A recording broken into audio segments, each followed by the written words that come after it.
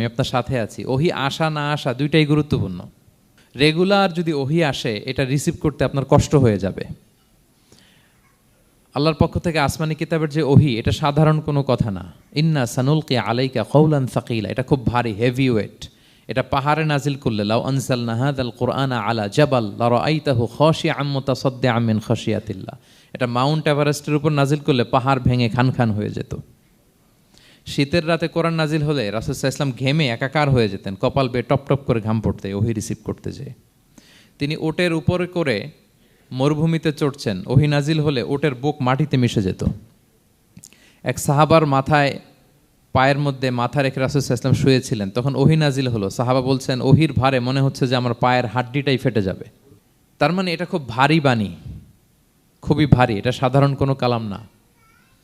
তো এই যে রাসূল সাল্লাল্লাহু আলাইহি ওয়াসাল্লামের কাছে যে ওহি নাজিল হচ্ছিল, এটা যদি রেগুলার নাজিল হয়, এটা রিসিভ করা রাসূল সাল্লাল্লাহু আলাইহি ওয়াসাল্লামের জন্য সহজ হবে না, কঠিন হয়ে যাবে। রেগুলার ওহি নাজিল হলে এটার যে পাওয়ার, প্রেশার, রাসূল সাল্লাল্লাহু আলাইহি ওয়াসাল্লামের স্নায়ু এটা বরদাস্ত করতে পারবে না। তো আল্লাহ বুঝাতে চাইলেন, নবী, আমি কাফির রাজা বলে আপনাকে আমি ভুলে গেছি, কখনো না, নেভার এভার। বরং আপনার যাতে একটু রেস্ট হয়, আরাম হয়, আপনাকে একটু কমফোর্ট দেওয়ার জন্য আমি সাময়িকভাবে ইচ্ছে করে ওহিটা বন্ধ রেখেছি। সুবহানাল্লাহ পড়বেন না? আপনার যাতে একটু কমফোর্ট হয়, আপনার যেন একটু আরাম হয়, ওহি রিসিভ করে করে যেন আপনি অভ্যস্ত হতে পারেন, এজন্য আমি ইচ্ছা করে আপনাকে একটু আরাম দেওয়ার জন্য ওহি বন্ধ রেখেছি। সারাদিন যদি, মানে দিনের 24 ঘন্টায় যদি সূর্য থাকে, ভাল লাগবে? আচ্ছা বলেন, 6 মাস টানা সূর্য ভাল লাগবে আপনার? রোদের গরমে আমরা অস্থির হয়ে যাব। তো 12 ঘন্টা সূর্যের আলোর পরে যেমনি রাতের দরকার আছে, আল্লাহ বোঝাতে চাইলেন ওহি নাজিল হওয়ার পাশাপাশি মাঝে মাঝে ওহি ব্রেক দেওয়ার দরকার আছে, ওহি বন্ধ থাকার দরকার আছে। ফলে আপনি হ্যাবিচুয়েটেড হবেন, ওহি রিসিভ করা না করা এটা আপনার জন্য ইজি হয়ে যাবে। যখন আপনি, আপনার জন্য ওকে হয়ে যাবে, তখন আমি লাগাতার ওহি নাজিল করব। তাহলে ওরা যে বলে আমি আপনাকে ভুলে গিয়েছি, না, আমি আপনাকে ভুলি নাই, বরং আপনার আরামের জন্য, খানিকটা সময় আপনাকে বিশ্রামের সুযোগ করে দেওয়ার জন্য আমি আল্লাহ ওহি বন্ধ রেখেছি। সুবহানাল্লাহ। তার মানে আল্লাহ তাআলা নবীকে ভুলেন নাই বা নবী সাল্লাল্লাহু আলাইহি ওয়াসাল্লামের উপর অসন্তুষ্ট হন নাই, ইচ্ছে করে আল্লাহ তাআলা কিছুদিন ওহি বন্ধ রেখেছেন। প্রতিদিন সূর্য থাকলে যেমনি ভাল লাগে না, মানে 24 ঘন্টা, এজন্য 12 ঘন্টা সূর্য দিয়ে আল্লাহ 12 ঘন্টা রাত দিয়েছেন, আমাদের আরামের, বিশ্রামের, ঘুমের আয়োজন করেছেন। ঠিক তেমনি রেগুলার ওহি রিসিভ করলে রাসূল সাল্লাল্লাহু আলাইহি ওয়াসাল্লামের জন্য কষ্ট হয়ে যাবে, এজন্য ইচ্ছে করে আল্লাহ গ্যাপ দিয়েছেন। আল্লাহর হাবিব সাল্লাল্লাহু আলাইহি ওয়াসাল্লামের উপর আল্লাহ অসন্তুষ্ট হননি। এটাই আল্লাহ তাআলা বললেন যে ওয়াদ-দুহা ওয়াল-লাইলি ইযা সাজা, প্রভাতের সূর্য কিরণের শপথ, রাতের নিঝুম নিস্তব্ধ পরিবেশের শপথ। মা ওয়াদ্দাআকা রাব্বুকা ওয়া মা ক্বালা, আপনার রব আপনারে ভুলেও যায় নাই, আপনারে ছেড়েও যায় নাই, আপনার উপর নাখোশও হয় নাই। সুবহানাল্লাহ। আপনার রব আপনার সাথেই আছে, এটা সবসময় ফিল করবেন যে আমার রব আমার সাথে আছে। এটা ফিল করলে আপনার মধ্যে যে সাহস আসবে, আপনি কল্পনাই করতে পারবেন না যে এত এনার্জি আপনার ভিতরে আসলো কি করে। আপনারা খেয়াল করেছেন, বছর খানিক আগে ভারতবর্ষের আমাদের এক বোনের সামনে কিছু সন্ত্রাসী, ওরা জয় শ্রীরাম জয় শ্রীরাম বলতেছিল, মনে আছে? কিন্তু আমার ওই বোন মুস্কান কি বলছিল বলেন তো? তার এক আল্লাহু আকবারে from north to south, from east to west, the entire globe প্রকম্পিত হয়েছে। আমরা সবাই পড়েছি আল্লাহু আকবার, সবাই আমরা কি পড়েছি? আল্লাহু আকবার। কারণ সে ফিল করেছে যে আল্লাহ আমার সাথে আছে। মনকে তুমি বুঝিয়ে বলো আল্লাহ আছেন আমার সাথে, এটা ফিল করতে হবে। আল্লাহর হাবিব সাল্লাল্লাহু আলাইহি ওয়াসাল্লামকে আল্লাহ তাআলা এইটাই অ্যাসিউরেন্স দিলেন, কনফার্মেশন দিলেন যে মা ওয়াদ্দাআকা রাব্বুকা ওয়া মা ক্বালা, আপনার রব আপনাকে ভুলে যায় নাই, আপনার রব আপনার প্রতি অসন্তুষ্ট হয় নাই। আমি ইচ্ছা করে ওহিটা বন্ধ রেখেছি যাতে আপনার আরাম হয়। সুবহানাল্লাহ। আল্লাহর হাবিব সাল্লাল্লাহু আলাইহি ওয়াসাল্লামের প্রতি আল্লাহ তাআলা কতটা টেক কেয়ার করতেন দেখেন। রেগুলার ওহি নাজিল হলে রাসূল সাল্লাল্লাহু আলাইহি ওয়াসাল্লামের কষ্ট হয়ে যাবে, এজন্য তিনি কিছুদিন ওহি বন্ধ রেখে রাসূল সাল্লাল্লাহু আলাইহি ওয়াসাল্লামকে বিশ্রামের ব্যবস্থা করে দিয়েছেন। তাহলে প্রথম 3টা আয়াত ক্লিয়ার না সবার কাছে? আচ্ছা, প্রথম 2টো আয়াতে 2টা শপথ গেল, এরপরে 3টা সুসংবাদ। সুসংবাদের প্রথমটা হলো আমি ভুলিও নাই, ছাড়িও নাই, আপনার সাথে আছে। এরপর আল্লাহ বললেন ওয়ালাল আখিরাতু খায়রুল লাকা মিনাল উলা, নবী হে, আপনার পরবর্তী সময় পূর্ববর্তী সময়ের চেয়ে ভালো হবে। নিশ্চয়ই আপনার পরবর্তী সময় পূর্ববর্তী সময়ের চেয়ে ভালো হবে। তার মানে গুড ডেইজ আর কামিং, ভালো সময় আপনার জীবনে আসছে, আপনি হতাশ হবেন না, নিরাশ হবেন না। এরপর আল্লাহ তাআলা বললেন ওয়ালা সাউফা ইউতিকা রাব্বুকা ফাতারদা, নবী হ্যাঁ, আপনার রব আপনাকে এত দিবে আপনি খুশি হয়ে যাবেন। আপনার রব আপনাকে এত নেয়ামত দান করবে, আপনি আপনার রবের প্রতি সন্তুষ্ট হয়ে যাবেন। সুবহানাল্লাহি বিহামদি। এবং তাই হয়েছে। যারা আপনারা সিরাত পড়েছেন, যারা আল্লাহর হাবিব সাল্লাল্লাহু আলাইহি ওয়াসাল্লামের জীবনী নিয়ে ধারণা রাখেন, তারা দেখবেন যে আল্লাহর রাসূল সাল্লাল্লাহু আলাইহি ওয়াসাল্লাম যেখানেই মনে কষ্ট পেয়েছেন, বিষণ্ণ, চিন্তিত, তখনই আল্লাহ তাআলা রাসূল সাল্লাল্লাহু আলাইহি ওয়াসাল্লামের চিন্তা দূর করে রাসূল সাল্লাল্লাহু আলাইহি ওয়াসাল্লামকে সন্তুষ্ট করেছেন। যখনই রাসূল সাল্লাল্লাহু আলাইহি ওয়াসাল্লামের মনে কষ্ট, তিনি চিন্তিত, তখনই আল্লাহ তাআলা ওনাকে হ্যাপি করেছেন। কাইন্ড অফ রাসূলকে হ্যাপি করাই আল্লাহর কাজ, আল্লাহর হাবিব সাল্লাল্লাহু আলাইহি ওয়াসাল্লামকে হ্যাপি করাই আল্লাহ তাআলার কাজ। দেখেন কিভাবে আল্লাহ তাআলা আল্লাহর হাবিব সাল্লাল্লাহু আলাইহি ওয়াসাল্লামকে হ্যাপি করেছেন, একটু খেয়াল করে দেখেন। মক্কাতে যখন খুব জটিল অবস্থা, দাওয়াতি কাজ চালিয়ে নেওয়াটা রাসূল সাল্লাল্লাহু আলাইহি ওয়াসাল্লামের জন্য কষ্ট হয়ে যাচ্ছে, নমুসলিম সাহাবাদের উপর অত্যাচার, তখন আল্লাহর হাবিব সাল্লাল্লাহু আলাইহি ওয়াসাল্লাম দেখলেন যে এই মক্কার দুজনের একজনকে আমার চাই। তাদের একজন যদি ইসলামের ছায়াতলে আসে তাহলে ইসলামের পাল্লাটা ভারী হয়। কারা? একজন হচ্ছে ওমরে ফারুক আর একজন আবু জাহাল। দুজনের একজন তখন ইসলাম ধর্ম গ্রহণ করে নাই। তো রাসূল সাল্লাল্লাহু আলাইহি ওয়াসাল্লাম কেঁদে কেঁদে আল্লাহর কাছে ফরিয়াদ জানালেন, আল্লাহুম্মা আইজ্জাল ইসলামা বি আহাব্বি হাযাইন আর রাজুলাইনি ইনদাক। আল্লাহ, আমি কাউকে স্পেসিফিক তোমার কাছে চাই না, শুধু এটাই বলি, দুজন লোকের নাম বলবো, এই দুজন লোকের মধ্যে থেকে যাকে তোমার পছন্দ হয় তাকে তুমি ইসলামের ছায়াতলে এনে ইসলামকে শক্তিশালী করো। এক হচ্ছে আবু জাহাল, আরেক হচ্ছে ওমরে ফারুক। এই দোয়াটা তিনি করতে লাগলেন। আর খুব চিন্তিত, দুজনের কেউই মুসলমান হয় না। একদিন হঠাৎ সাহাবারা বললেন, ইয়া রাসূলুল্লাহ, আল্লাহর হাবিব সাল্লাল্লাহু আলাইহি ওয়াসাল্লাম তখন দারুল আরকামের ভেতরে বসা। সাহাবারা বললেন, ইয়া রাসূলুল্লাহ, আপনি এখান থেকে সরে যান, কারণ ওমরে ফারুক নাঙ্গা তলোয়ার নিয়ে আসতেছে আপনাকে হত্যা করবার জন্য। তো আল্লাহ রাসূল সাল্লাল্লাহু আলাইহি ওয়াসাল্লাম বললেন যে তোমরা সরে যাও, আমার মনে হচ্ছে ওই যে চোখের পানি ছেড়ে আমি দোয়া করেছি, ওই দোয়া আজকে কবুল হতে শুরু করেছে, তোমরা সরো। ঠিকই ওমরে ফারুক রাদিয়াল্লাহু তাআলা আনহু আসলেন, এসে তিনি তলোয়ার রেখে দিয়ে বললেন, আশহাদু আল্লা ইলাহা ইল্লাল্লাহ ওয়া আশহাদু আন্না মুহাম্মাদান আবদুহু ওয়া রাসূলুহু। আমি সাক্ষ্য দিচ্ছি আল্লাহ ছাড়া কোনো ইলাহ নেই এবং আপনি আল্লাহর প্রেরিত বান্দা এবং রাসূল। এই দৃশ্য দেখে রাসূল সাল্লাল্লাহু আলাইহি ওয়াসাল্লাম খুশি হয়ে গেলেন। ওয়ালা সাউফা ইউতিকা রাব্বুকা ফাতারদা। আল্লাহ বলেছিলেন যে নবী হে, আপনাকে এত দিব, আপনার রব আপনাকে এত নেয়ামত দিবে, আপনি শুধু খুশিই হবেন, সন্তুষ্ট হবেন আমার প্রতি। এদের রাসূল সাল্লাল্লাহু আলাইহি ওয়াসাল্লামের দোয়া কবুল করে আল্লাহ তাআলা ওমরে ফারুককে ইসলামের ছায়াতলে এনে ইসলামকে শক্তিশালী করলেন। ফাতারদা, রাসূল সাল্লাল্লাহু আলাইহি ওয়াসাল্লাম খুশি হয়ে গেলেন। এভাবে প্রতিটা ক্ষেত্রে। মক্কাতে যখন খুব কঠিন অবস্থা, রাসূল সাল্লাল্লাহু আলাইহি ওয়াসাল্লাম তায়েফে চলে গেলেন দাওয়াত দেওয়ার জন্য। নেইবারিং সিটি, আপনারা যে হজ উমরা করেছেন জানেন, মক্কার পাশের সিটি তায়েফ। দাওয়াত দিলেন, দাওয়াত প্রত্যাখ্যান করলো তারা। শুধু তাই না, ফিজিক্যালি হ্যারেস করা হলো আল্লাহর হাবিব সাল্লাল্লাহু আলাইহি সাল্লামকে। রাসূল সাল্লাল্লাহু আলাইহি ওয়াসাল্লামের জামা ধরে, গা ধরে টানা হেচড়া করা হলো, পাথর মারা হলো, তিনি রক্তাক্ত হলেন। হামালাতুল জিবাল, পাহাড়রক্ষী ফেরেশতারা বলল, ইয়া রাসূলুল্লাহ, আপনি যদি আদেশ দেন তায়েফের দুই দিকের পাহাড় দিয়ে এমন চাপা দিব, পুরো তায়েফের জনপদ একেবারে ভ্যানিশ হয়ে যাবে। আল্লাহর হাবিব সাল্লাল্লাহু আলাইহি ওয়াসাল্লাম বললেন, না, আমি আশা করি তাদের পরবর্তী নেক্সট জেনারেশনের কেউ না কেউ পড়বে লা ইলাহা ইল্লাল্লাহ মুহাম্মাদুর রাসূলুল্লাহ। তাই হয়েছে। এখন তায়েফে যান, শুধু মসজিদ আর মসজিদ, মসজিদ আর মসজিদ। কি চমৎকার পরিবেশ! তায়েফে গেলে মনেই হবে না আরব দেশ। বৃষ্টি হয় প্রতিদিন, অনেক চাষাবাদ হয়, চমৎকার এলাকা, রাসূল সাল্লাল্লাহু আলাইহি ওয়াসাল্লামের দোয়ার বরকত। তো তায়েফবাসী দাওয়াত প্রত্যাখ্যান করলো। রাসূল সাল্লাল্লাহু আলাইহি ওয়াসাল্লাম গায়ের রক্ত পরিষ্কার করে নাখলা নামক খেজুরের বাগানে যায়েদ রাদিয়াল্লাহু তাআলা আনহুকে ফজরের নামাজ পড়তেছিলেন। আল্লাহর হাবিব সাল্লাল্লাহু আলাইহি ওয়াসাল্লাম যখন ফজরের সালাতে তেলাওয়াত করতে লাগলেন, একদল জিন পাশ দিয়ে যাচ্ছিল, তারা তাদের এলাকায় যেয়ে বলল, ইন্না সামি'না কুরআনান আজাবা ইয়াহদি ইলা রুশদি ফাআমান্না বিহি। জিনেরা আগে আকাশের উপরে ওঠে, ফেরেশতারা কি বলে চুরি করে শুনে আসতো। হঠাৎ জিনেরা আর উপরে যেতে পারে না, উপরে যেতে চাইলেই ফাআতবাআহু শিহাবুন সাকিব, আগুনের পাথর মারা হয়। ঘটনা কি? সব জিনেরা বৈঠক বসালো। ঘটনা কি? আগে কত তথ্য আগেই জেনে যেতাম, জেনে গণকদেরকে বলতাম, গণকরা আমাদেরকে ধন্যবাদ জানাইতো। তো এখন তো আসমানের সিকিউরিটি এত বেড়ে গেল কেন? কারণ কি? ওই যে শেষ নবী আসার কথা যে মনে হয় চলে আসছে, দেখো তো কোথায় আসছে উনি।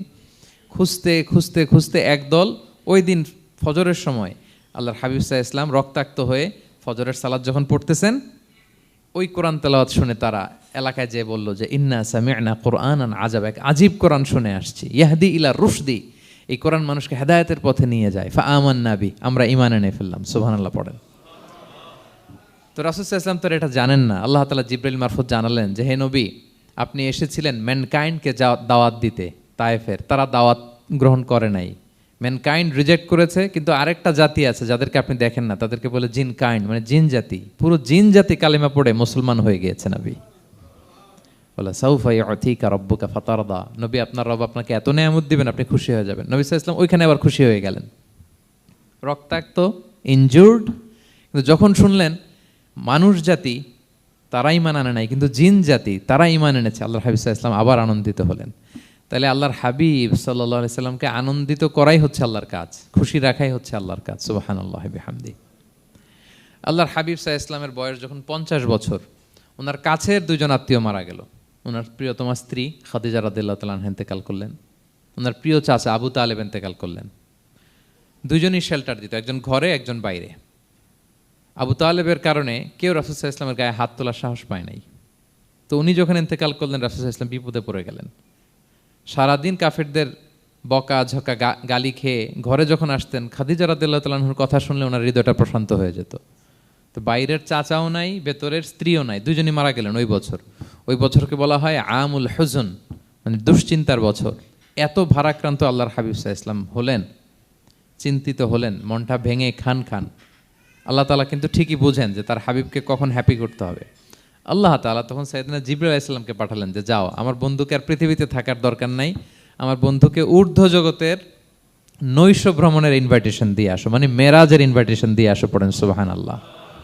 সুবহানাল্লাযী আসরা বিআবদিহি লাইলাম মিনাল মসজিদিল হারামি ইলাল মসজিদিল আকসা, মসজিদে হারাম থেকে মসজিদুল আকসায়, তারপরে উপরে সুম্মা দানা ফাতাদাল্লা ফাকানা কাবা কাউসাইনি আও আদনা।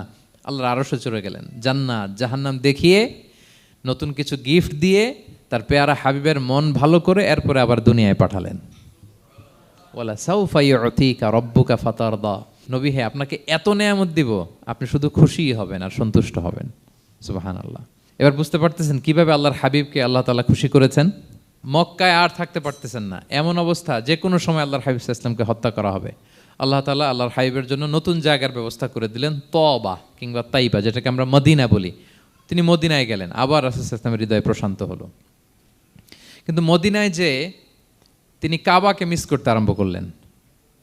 আল্লাহর হাবিব সাল্লাল্লাহু আলাইহি ওয়াসাল্লাম নবী হওয়ার পরে টানা 14 বছর কিবলা ছিল কিন্তু বাইতুল মাকদিস। কিন্তু মক্কায় যখন তিনি ইবাদত করতেন, তিনি বাইতুল মাকদিসের দিকেই হয়েই নামাজ পড়তেন, কিন্তু সামনে কাবাটারে রাখতেন। কথা বুঝতে পেরেছেন? মক্কায় যখন তিনি নামাজ পড়তেন 13 বছর, কিবলা যেহেতু বাইতুল মাকদিস, বাইতুল মাকদিসের দিকেই হয়ে নামাজ পড়তেন, কিন্তু মাঝখানে রাখতেন কোনটারে? কাবাকে। তাহলে কেমন যেন কাবাই তার সামনে। আচ্ছা, কিন্তু মদিনায় যখন গেলেন, এখন তো আর সুযোগ নাই, কাবা একদিকে, বাইতুল মাকদিস আরেক দিকে, এখন কাবাকে আর সামনে রাখা যাচ্ছে না। মিস করতে লাগলেন কাবাকে।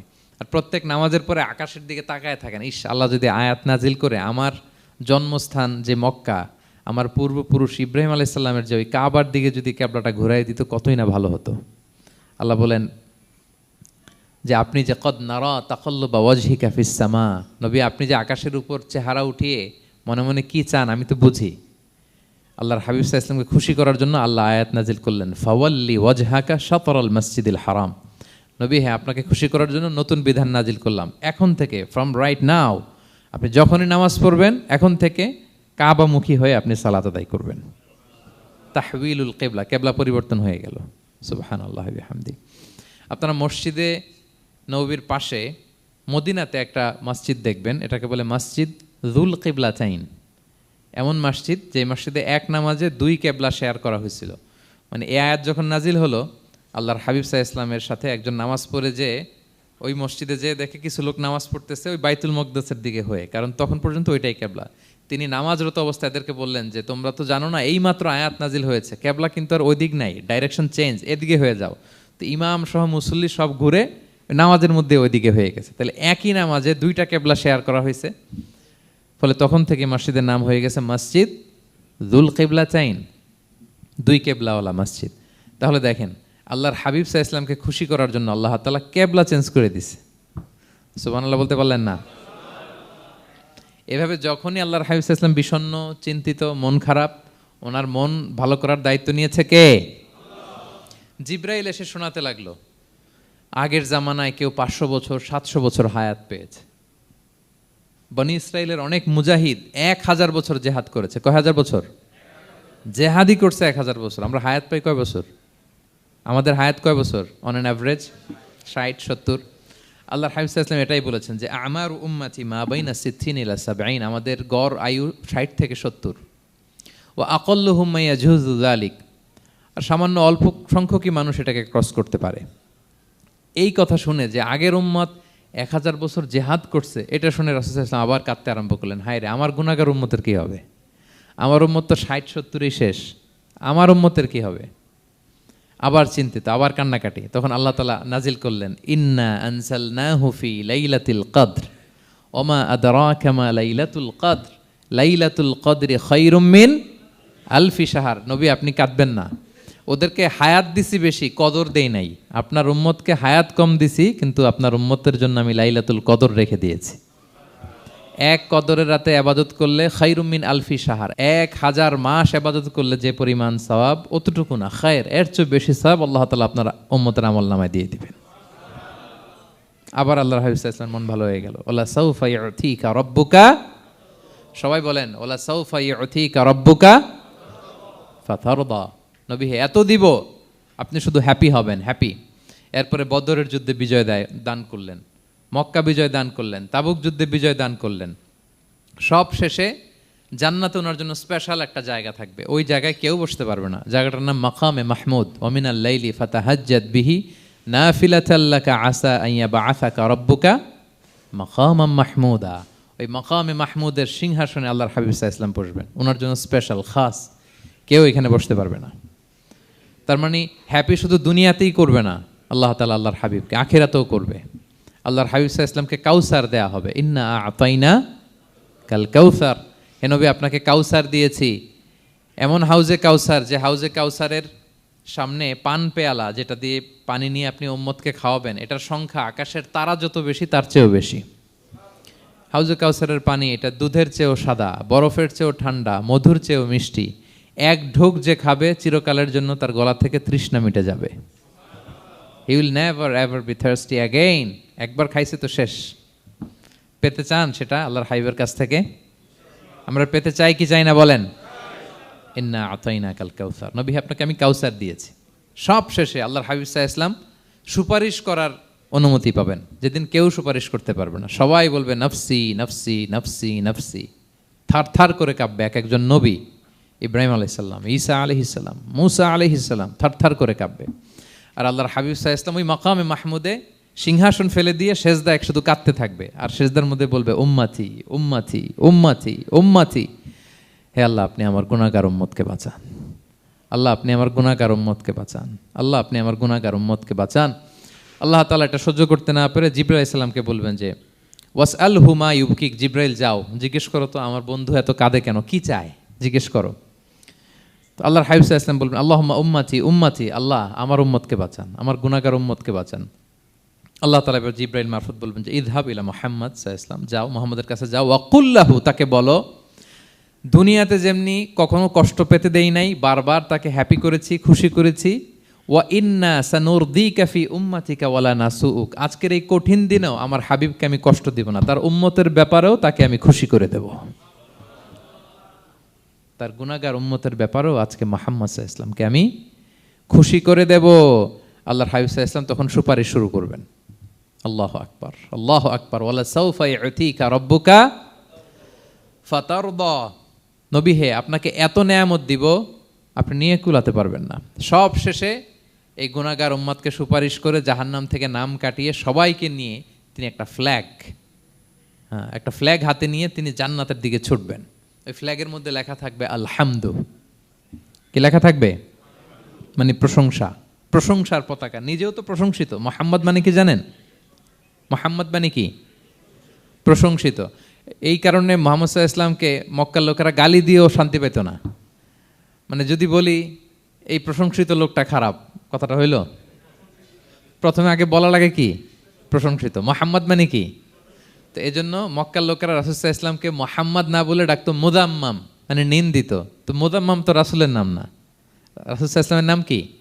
মুহাম্মদ, প্রশংসিত। এই জন্য গালি দিয়েও তারা মজা করতে পারতো না, সুবিধা করতে পারতো না। গালি দিলেও আগে প্রশংসা করে নেওয়া লাগতো। প্রথমে বলতো মুহাম্মদ পাগল, এরকম বলতো নাউযুবিল্লাহ, তার মানে প্রশংসিত লোকটা পাগল। হইলো? এটা গালি হয়েছে? ঘুরে ফিরে তো প্রশংসাই হয়ে গেল। তো আল্লাহর হাবিব সাল্লাল্লাহু আলাইহি ওয়াসাল্লাম লিওয়াউল হামদ, প্রশংসার ফ্ল্যাগ নিয়ে বিশাল উম্মতকে নিয়ে জান্নাতে অভিমুখে যাবেন এবং জান্নাতের দরজায় হি উইল বি দা প্রথম নক করবেন উনি। তখন জান্নাতের রক্ষী ফেরেশতা বলবে, মান আনতা, কে? আল্লাহর হাবিব সাল্লাল্লাহু আলাইহি ওয়াসাল্লাম বলবেন, আনা মুহাম্মদ, আমি মুহাম্মদ। তো ফেরেশতা বলবে, আমরা দাঁড়ায় আছি এজন্য আল্লাহ বলে দিয়েছেন মুহাম্মাদের আগে কাউকে যেন এন্ট্রি দেয়া না হয়। আপনার আগে যেন কারো জন্য জান্নাতের দরজা না খুলি, স্পেশাল উপর থেকে অর্ডার আছে। আপনি যেহেতু নক করেছেন, ওয়েলকাম, আসেন। পুরো উম্মাহ নিয়ে আল্লাহর হাবিব সাল্লাল্লাহু আলাইহি ওয়াসাল্লাম জান্নাতে ঢুকবেন। ওয়ালা সাউফা ইউতিকা রাব্বুকা ফাতারদা, নবী হে, আপনাকে অচিরেই এত নেয়ামত দিব, আপনি সন্তুষ্ট হয়ে যাবেন। প্রথম দুইটা শপথ গেল, এরপর তিনটা সুসংবাদ গেল। এরপর আল্লাহ তাআলা অতীতে যে নবীর পাশে ছিলেন, অতীতে যে বিভিন্ন নেয়ামত দিয়ে আল্লাহর হাবিব সাল্লাল্লাহু আলাইহি ওয়াসাল্লামকে আল্লাহ তাআলা ধন্য করেছেন, এগুলো রিমাইন্ডার দিচ্ছেন যে নবী আপনি কেন চিন্তিত হন, আমি আগেও ছিলাম আপনার সাথে, এখনও আছি, ভবিষ্যতেও থাকব। তিনি বললেন, আলাম ইয়াজিদকা ইয়াতীমান ফাআওয়া, তিনি কি আপনাকে ইয়াতীম অবস্থায় পাননি? তিনি কি আপনাকে আশ্রয় দেননি? আপনারা জানেন আল্লাহর হাবিব সাল্লাল্লাহু আলাইহি ওয়াসাল্লাম যখন মায়ের পেটে, তখনই তার পিতা দুনিয়া থেকে ইন্তেকাল করেছেন। মায়ের পেটে তার বয়স হচ্ছে 6 মাস, দুনিয়াতে আসেননি আল্লাহর হাবিব সাল্লাল্লাহু আলাইহি ওয়াসাল্লাম রাহমাতাল লিল আলামিন। মায়ের পেটে থাকা অবস্থায় বাবা হারিয়েছেন, দুনিয়াতে আসলেন 6 বছর বয়সে, তিনি মাকে হারিয়েছেন। কয় বছর বয়সে? 6 বছর। তারপর মায়ের ইন্তেকালের পরে দাদার কাছে, আব্দুল মুত্তালিবের কাছে লালিত পালিত হতে লাগলেন। 8 বছর বয়সে দাদাও ইন্তেকাল করলেন। বাবা চলে গেলেন জন্মের আগে, মা চলে গেলেন 6 বছর মানে শিশু থাকতে। 8 বছর বয়সে তো শিশু, দাদাও চলে গেলেন। 8 বছর বয়স থেকে আল্লাহর হাবিব সাল্লাল্লাহু আলাইহি ওয়াসাল্লাম চাচার কাছে এতিম অবস্থায় লালিত পালিত হতে লাগলেন। এবং আবু তালেব এত ভালোবাসতো, ইমান আনে নাই, শেষ পর্যন্ত ইমান আনেনি, শিরকের উপরে ইন্তেকাল করেছে, কিন্তু আল্লাহর হাবিব সাল্লাল্লাহু আলাইহি ওয়াসাল্লামকে এত ভালোবেসেছেন, বাবার যে কি মানে পিতৃ স্নেহের যে কি মায়া, এটা বুঝতে দেন নাই কখনো, এটার অভাব কখনো তিনি টের পান নাই, ওনার যে বাবা নাই আবু তালেবের কারণে। এতটা ভালোবেসেছেন। তার মানে কখনোই রাসূল সাল্লাল্লাহু আলাইহি ওয়াসাল্লামকে লালন পালন, রক্ষণাবেক্ষণ, টেক কেয়ারের কোনো গ্যাপ আল্লাহ তাআলা রাখেননি। হালিমাতু সাদিয়ার কাছে, পরে মায়ের কাছে, উম্মে আইমানের কাছে, দাদা আব্দুল মুত্তালিবের কাছে, পরে চাচার কাছে, একটার পর একটা, স্লট বাই স্লট রেডি। সেটাই স্মরণ করে দিলেন যে নবী, এমন তো হয় নাই যে আপনাকে লালন পালনের জন্য কেউ ছিল না। আলাম ইয়াজিদকা ইয়াতীমান ফাআওয়া, আপনার রব কি আপনাকে ইয়াতীম অবস্থায় আশ্রয়ের ব্যবস্থা করে দেননি? মানে তখন তো আমি ছিলাম আপনার সাথে, কেউ ছিল না, তখন তো আমি ছিলাম। তো আপনারা তো ভয় কিসের? আপনি হতাশ হবেন না, নিরাশ হবেন না, হাল ছাড়বেন না আপনি। তাহলে প্রিয় ভাইরা, আল্লাহর হাবিব সাল্লাল্লাহু আলাইহি ওয়াসাল্লাম ইয়াতীম অবস্থায় পৃথিবীতে এসেছিলেন এবং এজন্য ইয়াতীমের সাথে ভালো আচরণ তিনি করতে বলতেন আল্লাহর হাবিব সাল্লাল্লাহু আলাইহি ওয়াসাল্লাম। যারা এতিমকে ভালোবাসে, আল্লাহ তাদেরকে ভালোবাসে। এবং আল্লাহর হাবিব সাল্লাল্লাহু আলাইহি ওয়াসাল্লাম বলতেন, আনা ওয়া কাফিলুল ইয়াতীমি ফিল জান্নাতি কাহাতাইন, আমি এবং এতিমের রক্ষণাবেক্ষণকারী এইভাবে প্রতিবেশীর মতো জান্নাতে থাকব। এই দুই আঙ্গুলের মাঝে যেমনি গ্যাপ নাই, আমার আর এতিমের রক্ষণাবেক্ষণকারী তার বাড়ির মাঝখানে কোনো গ্যাপ থাকবে না জান্নাতে। We will be neighbour in paradise, জান্নাতে এরকম আমরা কাছাকাছি থাকবো। আল্লাহু আকবার পড়েন। তাহলে এতিমের রক্ষণাবেক্ষণকারীকে আল্লাহ তাআলা ভালোবাসেন। যারা এতিমকে পছন্দ করে না, এতিমকে তাড়িয়ে দেয়, তাদেরকে আল্লাহ পছন্দ করেন। আল্লাহ তাআলা বলেন, আরাআইতাল্লাযী ইউকাযযিবু বিদ্দীন ফাযালিকাল্লাযী ইয়াদুউল ইয়াতীম, যারা আখিরাতকে অবিশ্বাস করে তারাই এতিমকে ঘাড় ধাক্কা দিয়ে তাড়িয়ে দেয়। কোনো বিশ্বাসী কখনো এতিমের সাথে খারাপ আচরণ করে না। আপনাদের যাদের মন শক্ত, অনেকের চোখ দিয়ে পানি নামে না। আমার এক আত্মীয় আছে, খুব আল্লাহওয়ালা, আমার জীবনে এত আল্লাহওয়ালা আমি দেখি নাই, কিন্তু ওনার চোখ দিয়ে পানি নামে না। বারবার এসে আমারে বলে যে, মিজান কি করবো বলো, তুমি একটু মোনাজাত ধরো। আমার মনে আছে আমি ওনাকে নিয়ে মোনাজাত ধরতাম, তো ওনার কান্না আসে না চোখ দিয়ে। এত আল্লাহওয়ালা, খুব ভালো মানুষ, কিন্তু চোখ দিয়ে পানি নামে না। এটা অনেকের হয়, নানা কারণে হয়। তো আল্লাহর হাবিব সাল্লাল্লাহু আলাইহি ওয়াসাল্লাম বলেছেন, কারো যদি চোখ দিয়ে পানি না নামে বা হৃদয় নরম না হয়, তারা যেন এতিমের মাথায় হাত বুলিয়ে দেয়। এক সাহাবী এসে বলেন, ইয়া রাসূলুল্লাহ, আমার হৃদয়টা বড় শক্ত, হৃদয় নরম হয় না। রাসূল সাল্লাল্লাহু আলাইহি ওয়াসাল্লাম বললেন, তাই? আচ্ছা, আতুহিব্বু আন ইয়ালিনা কলবুক, তুমি কি চাও তোমার হৃদয় নরম হোক, ওয়া তুদরাকা হাজাতুক, এবং তোমার আশা পূরণ হোক? তিনি বললেন হ্যাঁ। তখন রাসূল সাল্লাল্লাহু আলাইহি ওয়াসাল্লাম বললেন, ইরহামিল ইয়াতীম, এতিমের উপর রহম করো। ওয়ামসা আলা রাসি, এতিমের মাথায় হাত বুলিয়ে দাও। ওয়া আতইমহু মিন তুআমিক, তোমার খাবার এতিমকে খাওয়াও। তালিনু কলবুক, তোমার অন্তর নরম হবে। তুদরাকা হাজুদুক, তোমার ইচ্ছা পূরণ হবে। তাহলে হৃদয় যদি শক্ত থাকে কার মাথায় হাত বুলাবেন? বুলাইছেন কখনো? হ্যাঁ, বুলিয়েছেন? খুঁজে খুঁজে হাত বুলাবেন। বাংলাদেশে তো অনেক অরফেনেজ আছে, অনাথ আশ্রম, ওখানে যাবেন।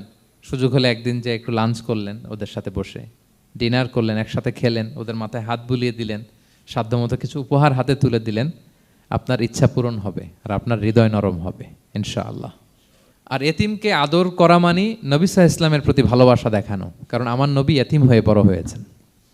এতিমের প্রতি ভালোবাসা প্রকারান্তরে নবী সাল্লাল্লাহু আলাইহি ওয়াসাল্লামের প্রতি ভালোবাসা দেখানো হয়, কারণ আমার নবী এতিম হয়ে বড় হয়েছেন। সুবহানাল্লাহ। কিন্তু তার বিপরীতে আমরা সমাজে কি দেখি? এতিমের মাথায় হাত বুলানো তো দূরের কথা, এতিমের সম্পদও খেয়ে ফেলে অনেকে। হ্যাঁ, এরকম আছে না? এতিমের সম্পদ দেদারসে গিলতেছে।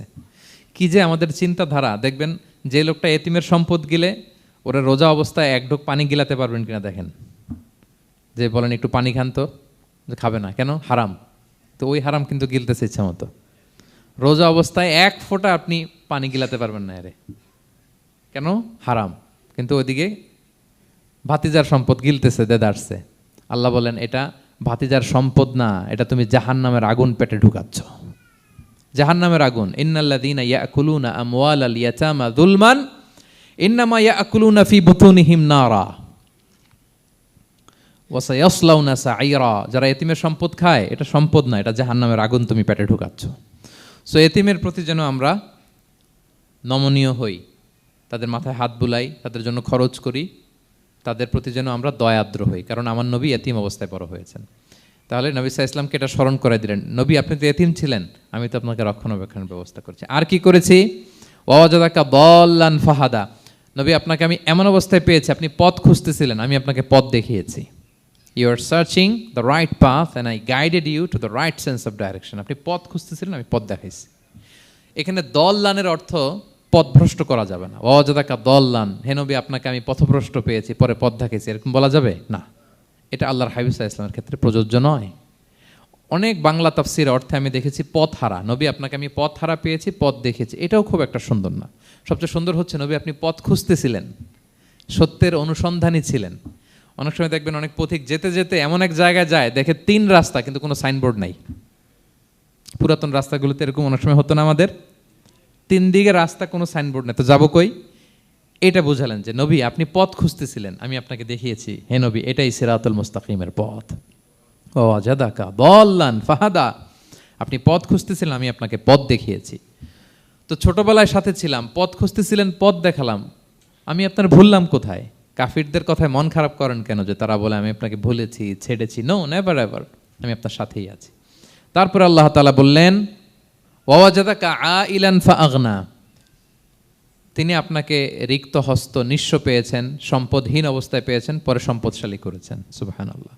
আল্লাহর হাবিব সাল্লাল্লাহু আলাইহি ওয়াসাল্লাম শুরুতে সম্পদের অত যোগান ছিল না, পরে খাদিজা রাদিয়াল্লাহু তাআলা আনহার সাথে যখন বিয়ে হলো, আল্লাহ তাআলা সম্পদের কষ্ট দূর করলেন, কারণ খাদিজা রাদিয়াল্লাহু তাআলা আনহা অনেক বড় ব্যবসায়ী ছিলেন। বিয়ের আগে পার্টনারশিপে বিজনেস ছিল রাসূল সাল্লাল্লাহু আলাইহি ওয়াসাল্লামের সাথে। আল্লাহর হাবিব সাল্লাল্লাহু আলাইহি ওয়াসাল্লাম শ্রম দিয়েছেন, খাদিজা রাদিয়াল্লাহু তাআলা আনহার ইনভেস্টমেন্ট ছিল। তো ওই শ্রমে খাদিজা রাদিয়াল্লাহু তাআলা আনহার এক বান্ধবী, তিনি এমন প্রশংসা করলেন এসে আল্লাহর হাবিব সাল্লাল্লাহু আলাইহি ওয়াসাল্লামের ব্যাপারে যে এমন লোক আমি দেখি নাই, ওনার কথা বার্তা, চলন, কথন, ডিলিং সব আলাদা। পুরো কাফেলার মধ্যে উনি একরকম, পুরো কাফেলা আরেক রকম। এই কথা শুনে তো খাদিজা রাদিয়াল্লাহু তাআলা আনহা আকৃষ্ট হলেন যে এরকম একজন সৎ লোকই তো আমার চাই। প্রস্তাব দেয়া হলো, চাচাদের কাছে বিয়ে হয়ে গেল। এবং বিয়ের পরে খাদিজা রাদিয়াল্লাহু তাআলা আনহা নারীদের মধ্যে সর্বপ্রথম শাহাদা বাক্য পড়ে মুসলমান হয়েছিলেন।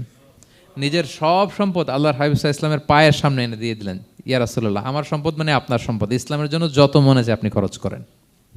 ওয়াজাদাকা আইলান ফাআগনা, আপনাকে আল্লাহ নিঃস্ব পেয়েছেন, সম্পদের ব্যবস্থা করে দিলেন। পরবর্তীতে মদিনায় যে খায়বার যুদ্ধের পরে অনেক সম্পদের ব্যবস্থা আল্লাহ তাআলা করে দিয়েছিলেন। তাহলে ছোটবেলায় ইয়াতিম ছিলেন, আল্লাহ টেক কেয়ার করলেন।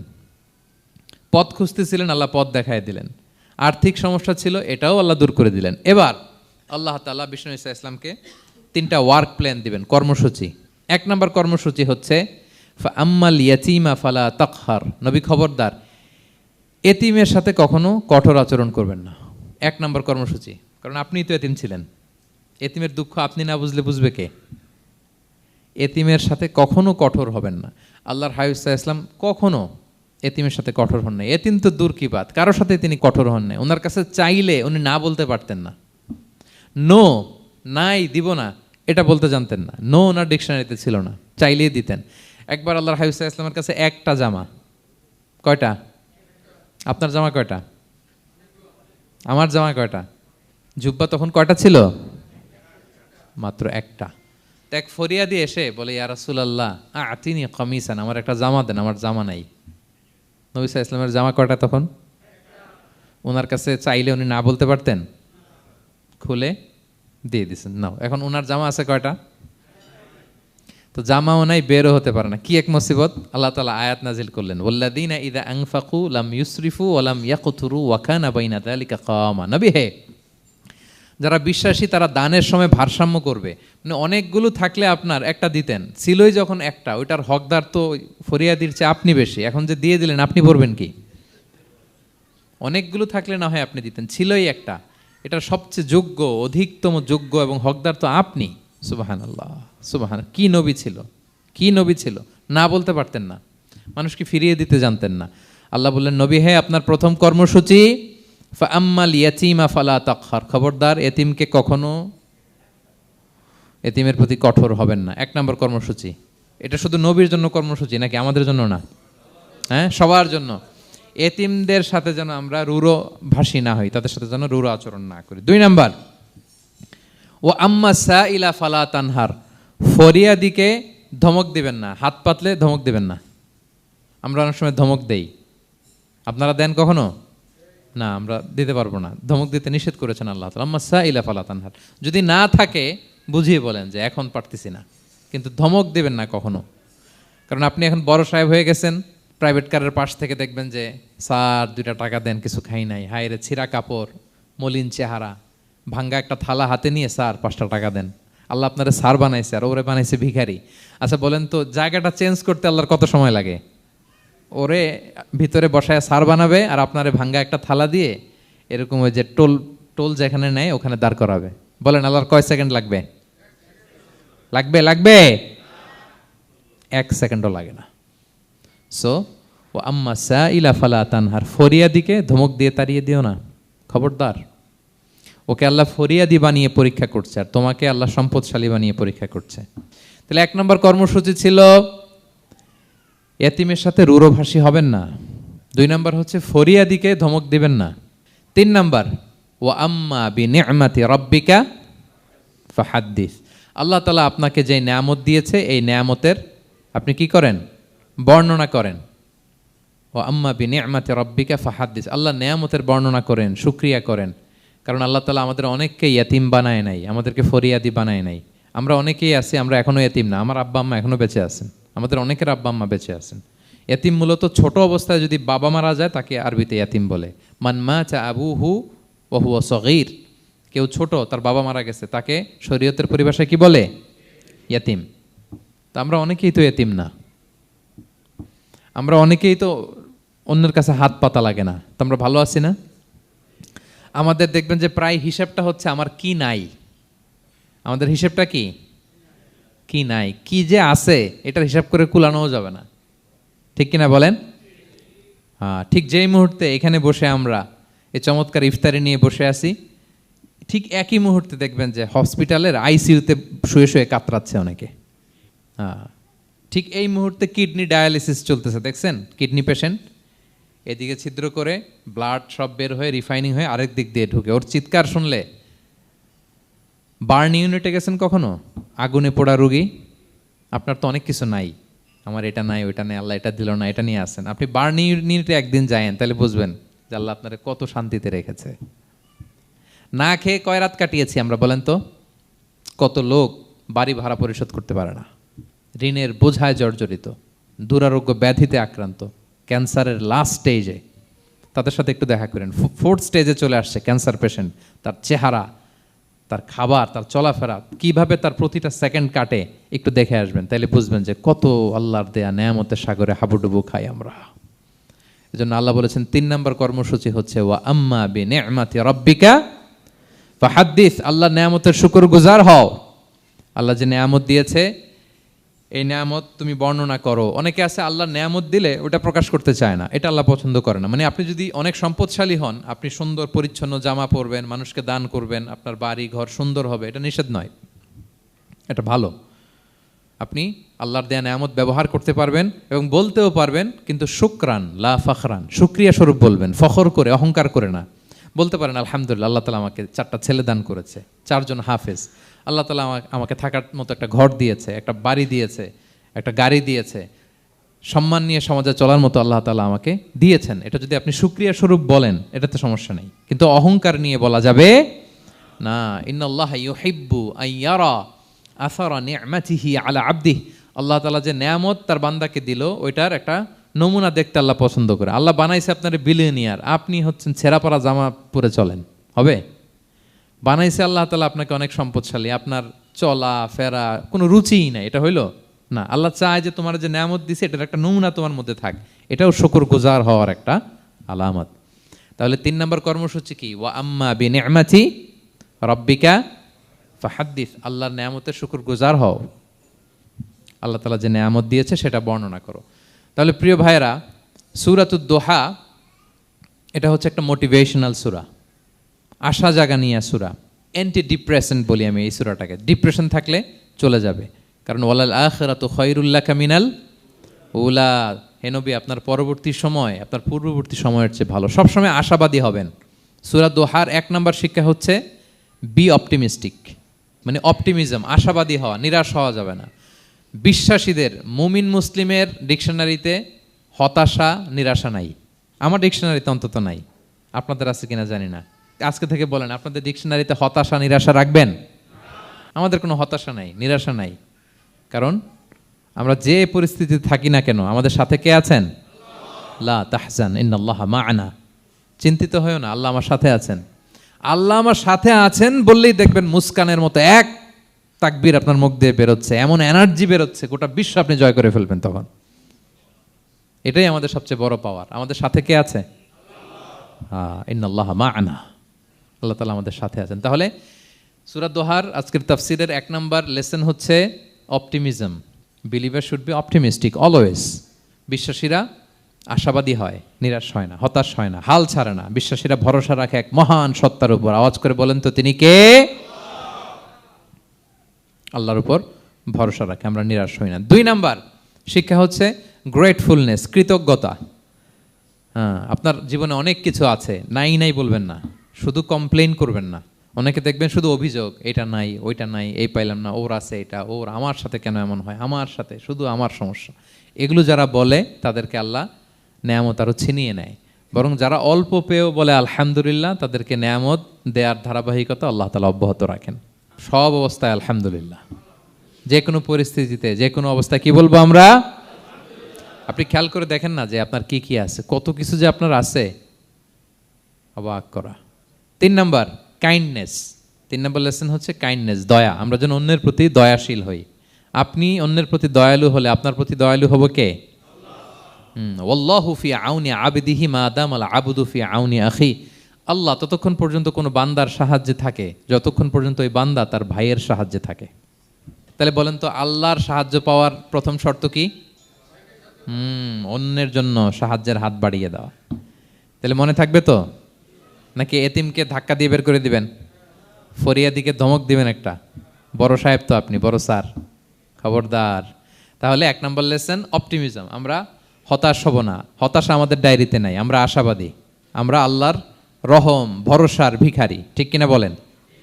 2 নম্বর লেসন হচ্ছে গ্রেটফুলনেস। আমরা সবসময় আল্লাহর প্রতি শুকরগুজার হব, কৃতজ্ঞ হব। আল্লাহর হাবিব সাল্লাল্লাহু আলাইহি ওয়াসাল্লাম বলতেন, আল্লাহুম্মা জাআলনি সাবুরা ওয়া জাআলনি শাকুরা ওয়া জাআলনি ফি আইনি সগীরা ওয়া ফি আয়ুনিন নাসি কাবীরা। আল্লাহ আপনি আমাকে ধৈর্যশীল বান্দা বানান, আপনি আমাকে শুকরগুজার বানান। আল্লাহ আমার চোখে আমাকে ছোট বানান, আল্লাহ গোটা বিশ্বের মানুষের চোখে, জনতার চোখে আমাকে বড় বানান। আওয়াজ করে পড়েন আমিন। এই দোয়াটা বেশি বেশি পড়বেন। আর সব শেষে আমরা যেন কাইন্ড হতে পারি, অন্যের প্রতি দয়ালু হতে পারি। যে রহম করে সে রহম প্রাপ্ত হয়, যে অন্যকে দয়া দেখায় সে আল্লাহর পক্ষ থেকে দয়া পায়। আল্লাহ তাআলা আমাদের সবাইকে কথাগুলো বোঝার ও আমল করার তৌফিক দান করুক। হাযা মা ইনদি ওয়াল ইলমু ইনদাল্লাহি আলাইহি তাওয়াক্কালতু ওয়া ইলাইহি উনীব। আসসালামু আলাইকুম ওয়া রাহমাতুল্লাহি ওয়া বারাকাতুহু।